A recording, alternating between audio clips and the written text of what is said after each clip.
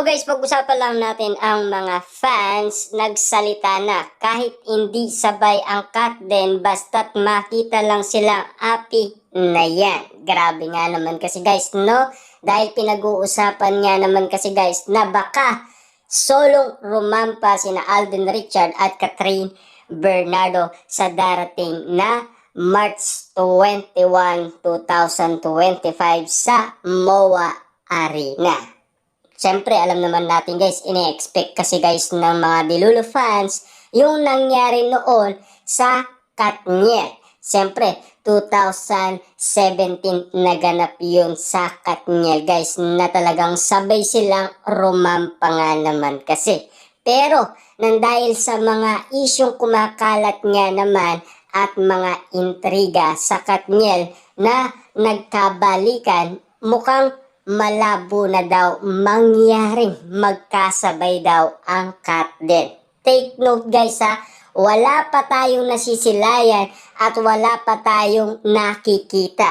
Alamin na lang natin yan ang eksena sa darating na March 21 kung mangyayari nga naman kasi guys ang iniisip nila dahil alam naman natin guys para sa atin pang-awakan lang natin ang ating pinaniniwalaan tulad ng paniniwala natin na magtatagumpay ang nasabing movie na Hello, Love Again.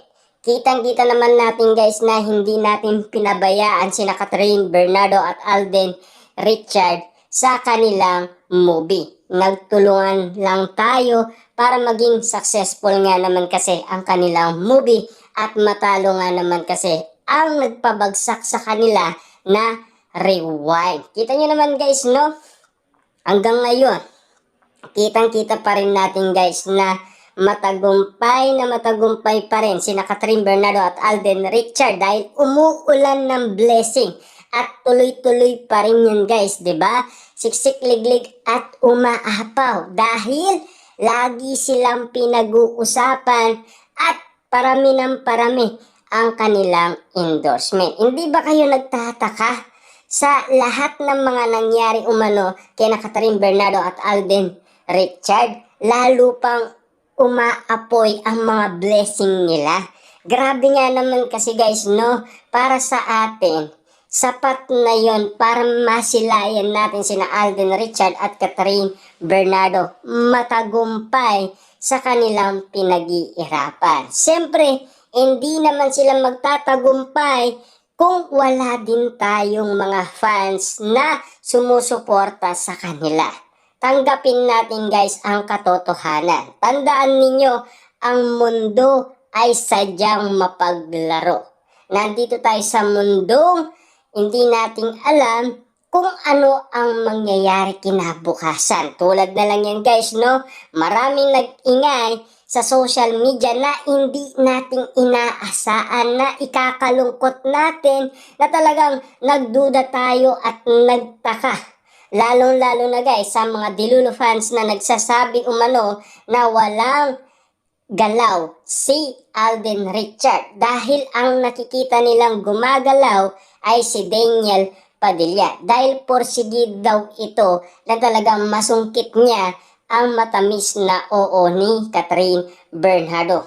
Pero take note guys, no?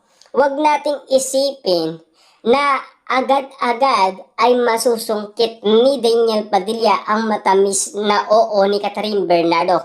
Tandaan pa rin natin, meron pa rin siyang pamilya na talagang andang umarang kay Daniel Padilla. Kasi respetuhin natin guys yung kung ano man ang inanakit ng pamilyang Bernardo sa nagawa umano ni Daniel Padilla. Tanggapin natin guys ang katotohanan na talagang kung ano man ang magiging eksena at kung ano man ang magiging kapanahunan ng Katden at Katniel at lalong-lalo na kung hindi man sila magkakatuluyan. Pero sana guys, wag nating ipagdasal, 'di ba? Suportahin pa rin natin guys sina Catherine Bernardo at Alden Richard. Dahil ngayon, nakikita pa rin natin guys ang sipag nila at tiyaga nila sa ginagawa nilang trabaho. Kaliwat kanan nga naman kasi guys, ang trabahong ginagawa nila, hindi naman kasi guys, sabay ang schedule nila, kaya wala silang oras. Sa pagkakaintindi ko guys, sa paliwanag umano ni Alden Richard, noong siya ay nagsalita umano, si Catherine Bernardo ay sobrang busy nga. Hindi kayang ma-handle yung oras. At lalong-lalo na ganun din si Alden Richard. Gusto man guys, no, ipakilala ni Alden Richard si Catherine Bernardo sa kanyang angkan. Kaso nga lang kasi guys, yung oras, napaka-importante nga naman kasi para kay Catherine Bernardo ang oras dahil sa kanyang ginagawang mga project. Dahil alam naman natin guys, kaliwat kanan yan. 'Di ba?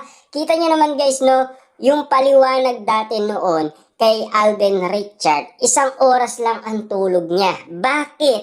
Kaliwat kanan ang project niya, 'di ba? Tignan niyo guys, no, yung nakaraan na shooting niya naman kasi ni Alden Richard sa Canada. 'Di ba? Nagsi-shooting na siya, tapos meron pa siyang sparkle gala. Ganon kasi pag umano guys si Alden Richard, kaya ang mga ibang artista ay nagtataka umano kay Alden Richard, bakit niya nagagawa ang ganun trabaho? 'Di ba? Kasi alam naman natin guys, kung kaya ng katawan mo at kaya ng katawan mo ibigay lahat para lang siyempre suportaan ang pamilya mo, suportaan mo ang iyong kinabukasan, at lalong-lalo na guys si Alden Richard, meron siyang mga negosyong pinang-aawakan. Diba? Kasi alam naman natin guys, no, sa mga negosyo, kailangan nakaanda pa rin guys yung mga pwede mo pang ibigay. Lalong-lalo na, siyempre, si Alden Richard nag-iisip yan ng mga paraan. At si Alden Richard ay natuto yan kay Master Enyo Joey De Leon. Siyempre guys, kaya nga tinawag na Master Enyo yon. Napakatalino nga naman, 'di ba? Pinayuan niya guys si Alden Richard na pang-awakan niyang mabuti ang kanyang mga kinikita. Na talagang si Alden Richard ay sumusunod talaga, 'di ba? Kitang-kita naman natin guys yung respeto umano ni Alden Richard na talagang ginagawa niya. Kailangan guys, no, sa tagumpay na ginagawa umano ni Catherine Bernardo at Alden Richard, pang-awakan lang natin.